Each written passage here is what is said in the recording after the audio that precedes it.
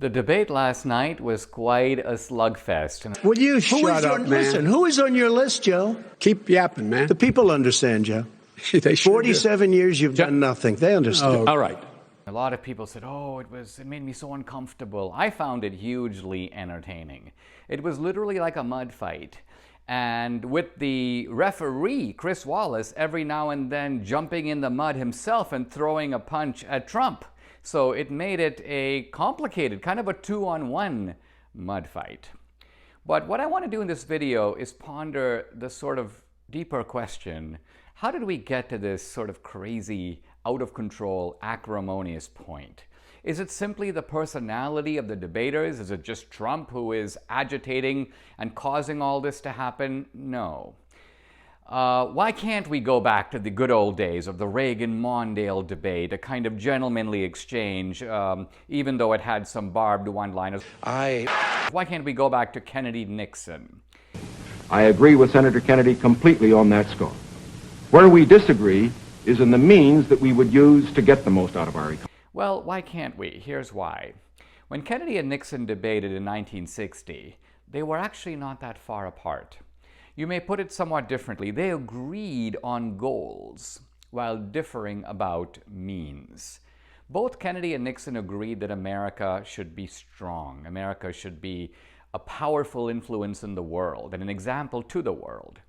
Both of them believed America should be prosperous. They might disagree about how to share that prosperity, on the exact size and scale of the welfare state, but they agreed about the need for a welfare state in a context of technological capitalism. Both of them agreed America should be a lawful society, a decent society.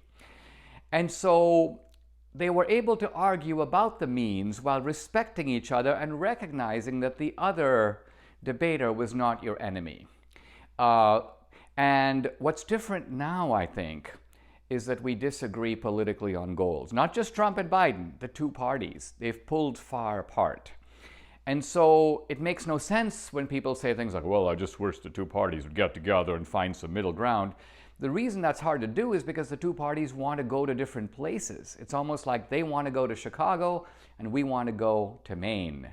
To put it differently, our disagreement now is not about the means, it is about the ends themselves. And very often, what they see as their desirable end, we see as a nightmare scenario, and vice versa.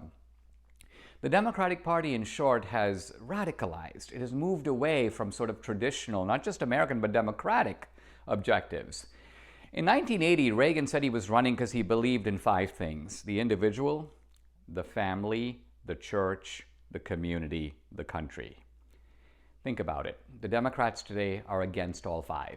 They don't like the individual, who says you can pull yourself up by your bootstraps. They don't like the family, too male-centered, too patriarchal.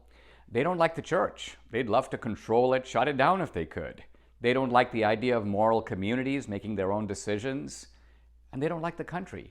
When we talk these days about the national anthem, the American flag, we have to pause. I don't know if we have an American flag anymore. It's our flag. I'm not sure it's their flag. They don't mind us seeing it burned. It's our anthem. I'm not sure it's their anthem. They don't want to sing it anymore. We can't make them.